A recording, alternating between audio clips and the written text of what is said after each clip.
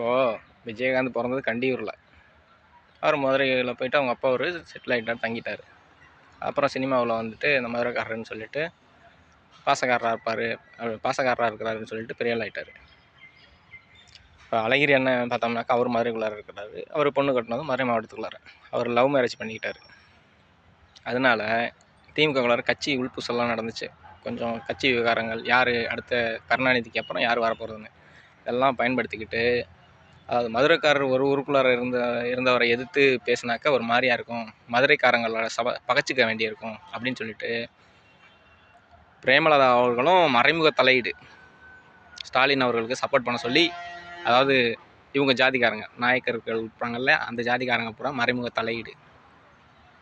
அதனால தான் ஸ்டாலின் ஐயா வந்தார். நம்ம அழகிரி அண்ணனை கட்சியிலேருந்து நீக்கினாங்க.